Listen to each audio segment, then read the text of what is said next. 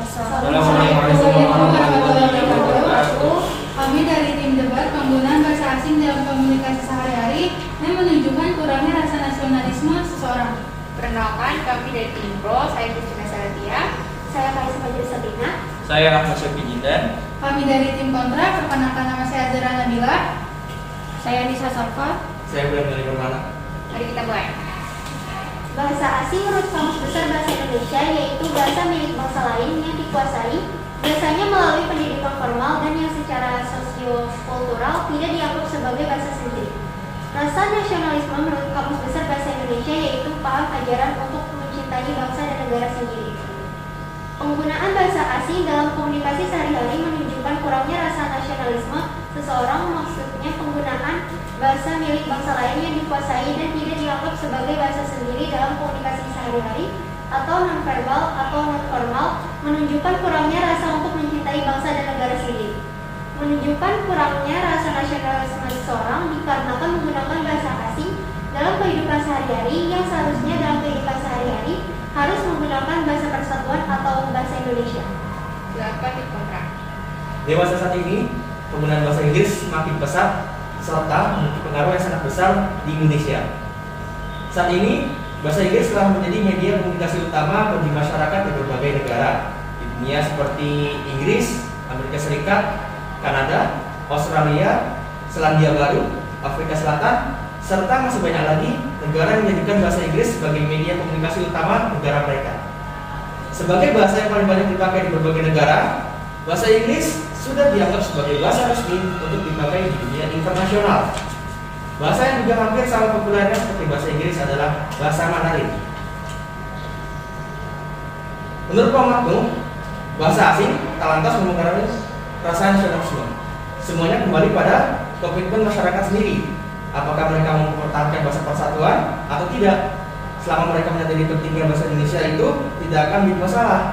Justru, menurut Santoso, yang menjadikan alasan melemahnya semangat nasionalisme Indonesia disebabkan oleh beberapa permasalahan antara lain: 1. Kualitas sumber daya manusia yang masih rendah. 2. Militansi bangsa yang mendekati titik kritis. 3. Jati diri bangsa Indonesia yang sudah luntur. Saya dari tim Kopro ingin bertanya. Saya menemukan artikel di Google mengenai pernyataan mantan Menteri Pendidikan dan Kebudayaan yaitu Muhammad Nuh. Beliau menyatakan bahwa tidak ada hubungan antara nasionalisme dengan penggunaan bahasa asing. Menurut kelompok kalian, apa alasan beliau mengatakan hal tersebut? Izinkan saya menjawab. Kami tidak setuju jika penggunaan bahasa asing dalam komunikasi sehari-hari menunjukkan kurangnya rasa nasionalisme seseorang, karena justru dengan mencoba berbahasa lain, dengan banyak warga negara Indonesia ditambah pengetahuannya, bertambah kosakatanya, dan itu jelas tidak akan menghilangkan rasa cinta seseorang terhadap negara aslinya. Sekarang coba bayangkan, apabila tidak ada rakyat Indonesia yang menggunakan bahasa asing dalam komunikasi sehari-hari demi membuktikan kalau mereka sangat cinta tanah air, maka rakyat Indonesia akan dipandang bodoh oleh dunia karena tidak ada satupun rakyatnya yang menguasai bahasa dari negara lain. Menurut Menteri Pendidikan dan Kebudayaan Muhammad Nuh, mengatakan nasionalisme tidak ada kaitannya dengan penggunaan bahasa asing dan pergaulan sehari-hari. Saya akan melanjutkan pernyataan dari tim. Secara formal sampai saat ini bahasa Indonesia mempunyai 4 kedudukan, yaitu sebagai bahasa persatuan, bahasa nasional, bahasa negara, dan bahasa resmi. Dalam perkembangannya yang lebih lanjut, bahasa Indonesia berhasil mendudukan diri sebagai bahasa budaya dan bahasa ilmu. Bahasa Indonesia dikenal secara luas sejak Sumpah Pemuda pada tanggal 28 Oktober 1948 yang menjadikan bahasa Indonesia sebagai bahasa persatuan. Pada saat itu, pemuda sepakat untuk mengangkat bahasa Melayu Riau sebagai bahasa Indonesia. Para pemuda melihat bahwa bahasa Indonesia lah yang dapat mempersatukan bangsa Indonesia yang terdiri atas ratusan suku bangsa dan etnis. Pengangkatan status ini ternyata bukan hanya isapan jempol. Bahasa Indonesia bisa menjalankan fungsi sebagai pemersatu bangsa. Silakan Fikon. Baik, izinkan saya melanjutkan argumen oposisi. Menggunakan bahasa asing bukan berarti tidak mencintai bahasa nasional, tapi di era globalisasi seperti sekarang, maka akan sangat penting jika kita mampu menguasai bahasa asing sehingga meminimalisir kesalahpahaman tentang budaya lain yang masuk ke Indonesia. Contohnya, negara Filipina, selain memiliki bahasa nasional katalog, di sana bahasa Inggris juga diberlakukan sebagai bahasa nasional kedua, sehingga masyarakat di Filipina lebih mudah untuk bersaing dengan bahasa lain karena kehidupan sehari-hari mereka sudah diterapkan di salah satu bahasa internasional, yakni bahasa Inggris. Penggunaan bahasa Inggris tidak berpengaruh apapun dalam bahasa Indonesia karena bahasa Inggris merupakan bahasa internasional. Menggunakan bahasa Inggris seperti memang sudah tuntutan perkembangan zaman saat ini. Menyalahkan bahasa asing sebagai pemicu penurunan rasa nasionalisme, saya tidak setuju. Sebab berkurangnya rasa nasionalisme tergantung pada individunya sendiri. Bila dia memiliki rasa nasionalisme yang tinggi, tentu tidak akan terkikis rasa nasionalismenya hanya karena menggunakan bahasa asing dalam kesehariannya. Zaman sekarang kita harus berpikiran terbuka dengan hanya menyalahkan satu faktor saja.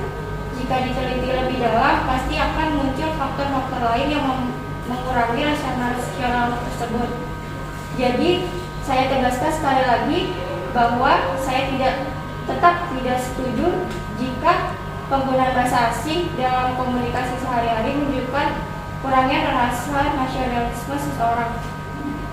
Sebelumnya saya ingin bertanya, bagaimana pendapat kalian mengenai Soekarno dan B.J. Habibie yang dapat menggunakan berbagai macam jenis bahasa asing, tetapi jiwa nasionalisme mereka tetap menggelora? Izinkan saya dari Impro untuk menjawab. Menurut pendapat saya, karena Soekarno dan B.J. Habibie adalah orang yang berwawasan luas dan mereka sudah tahu bahwa menggunakan bahasa asing yang berlebihan itu tidak baik, sehingga mereka membatasi penggunaan bahasa asing dengan secukupnya. Mereka juga dapat menggunakan bahasa Indonesia dengan sebaik-baiknya sebab mereka sadar bahwa penggunaan bahasa Indonesia yang baik dapat memperkuat jati diri bangsa Indonesia dan hal tersebut tidak pantas untuk dilupakan. Yang intinya adalah mereka seimbang dalam menggunakan kedua bahasa tersebut, sehingga jiwa nasionalisme mereka tetap menggelora. oke, terima kasih atas jawabannya. Izinkan saya melanjutkan materi ini. Dalam Sumpah Pemuda ada satu bagian yang menyatakan bahwa kita semua sebagai bangsa Indonesia telah mengakui berbahasa satu, bahasa Indonesia. Namun kini tampaknya amanat itu tidak terlalu dihormati seperti pada masanya. Kini banyak anak muda yang berkomunikasi dengan bahasa campuran seperti bahasa Jepang, Cina, Inggris, dan lainnya. Kami setuju jika penggunaan bahasa asing dalam komunikasi sehari-hari menunjukkan rasa nasionalisme seseorang. Digunakannya bahasa asing dalam komunikasi sehari-hari dianggap menghilangkan jati diri bangsa, melemahkan semangat kebangsaan, dan dianggap sebagai pengkhianatan terhadap semangat Sumpah Pemuda. Tidak menghargai jasa pahlawan yang dulunya memperjuangkan bahasa Indonesia, sehingga dikerahkan pada Sumpah Pemuda tanggal 28 Oktober 1928 diklat ketiga yang berbunyi, kami putra dan putri Indonesia menjunjung tinggi bahasa persatuan, bahasa Indonesia. Selain itu, penggunaan bahasa asing juga dapat mengubah pola hidup dan pola pikir seseorang. Berawal dari mengikuti tren menggunakan bahasa campuran bisa mengubah pola hidup seseorang menjadi pola hidup masyarakat luar atau menjadi kebarat-baratan. Izinkan saya sebagai Impro menjawab. Apakah menurut Anda penggunaan bahasa asing tidak dapat mengakibatkan kurangnya rasa nasionalisme? Karena secara bahasa Inggris adalah bahasa internasional, dia dimana sudah populer dan hampir digunakan oleh semua kalangan. Dan lagi, jika digunakan dalam kehidupan sehari-hari, penggunaan bahasa Indonesia akan berkurang dan menjadi terlupakan. Izinkan saya menjawab. Menyalahkan bahasa asing sebagai pemicu penurunan rasa nasionalisme, saya tidak setuju. Sebabnya, berkurangnya rasa nasionalisme tergantung dari individunya. Bila dia memiliki rasa nasionalisme yang tinggi, tentu tidak akan terkikis rasa nasionalismenya hanya karena menggunakan bahasa asing dalam kesehariannya. Zaman sekarang kita harus berpikiran terbuka, jangan hanya menyalahkan satu faktor saja. Jika diteliti lebih dalam, pasti akan muncul faktor-faktor lain yang mengurangi rasa nasionalisme tersebut. Jadi, saya tegaskan sekali lagi bahwa saya tetap tidak setuju jika penggunaan bahasa asing dalam komunikasi sehari-hari menunjukkan kurangnya rasa nasionalisme seseorang.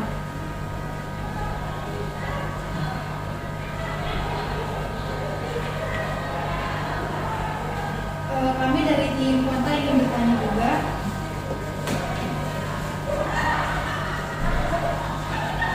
Apabila penggunaan bahasa asing memang dapat mengurangi rasa nasionalisme, bagaimana seandainya jika kita ingin melanjutkan pendidikan perguruan tinggi luar negeri yang mengharuskan kita untuk mempelajari dan mempraktikkan bahasa asing?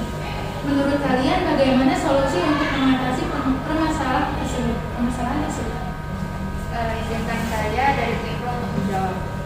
Menurut kami, solusi yang dapat dilakukan adalah tetap belajar bahasa asing sebagai bekal untuk melanjutkan pendidikan luar negeri. Tetapi dalam percakapan sehari-hari tetap menggunakan bahasa Indonesia sehingga kita tetap merasa bahwa kita adalah warga negara bangsa Indonesia dan tidak menurunkan rasa nasionalisme bangsa. Terima kasih atas jawabannya.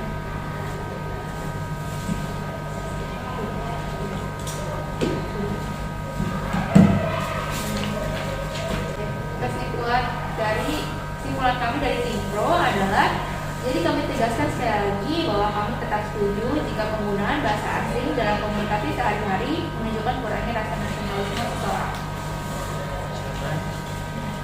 Baik, saya akan menyampaikan kesimpulan dari tim kontra. Gunakanlah bahasa Indonesia dalam kehidupan sehari-hari karena kita berkomunikasi dengan orang Indonesia agar rasa nasionalisme terhadap bangsa Indonesia tidak berkurang, dan kuasai bahasa asing agar tidak ketinggalan zaman untuk menjaga bahasa Indonesia agar tidak ada pengaruh terhadap bahasa asing. Maka diperlukan sikap kesetiaan berbahasa Indonesia, sikap kebanggaan berbahasa Indonesia. Sikap kesetiaan berbahasa Indonesia terungkap jika bangsa Indonesia lebih suka memakai bahasa Indonesia daripada bahasa asing dan bersedia menjaga pengaruh asing tidak terlalu berlebihan. Selama kita dapat menempatkan bahasa asing pada tempatnya, bahasa itu tidak akan melemahkan bahasa nasional kita, apalagi sampai menghilangkan jati diri dan melemahkan nasionalisme. Belum ada bukti ilmiah bahwa menggunakan bahasa asing bisa melemahkan bahasa nasional. Bahasa asing bukan seperti lubang yang merusak susu sebelaga, karena bahasa asing itu bukan racun. Selama kita bisa menempatkan bahasa itu pada tempatnya masing-masing, maka tidak akan ada bahasa yang dilemahkan oleh bahasa lainnya. Itu kesimpulan dari tim kami. Sekian dari tim debat kami. Maaf bila ada salah kata dan kekurangan. Wabillahi taufiq wal hidayah. Wassalamualaikum warahmatullahi wabarakatuh.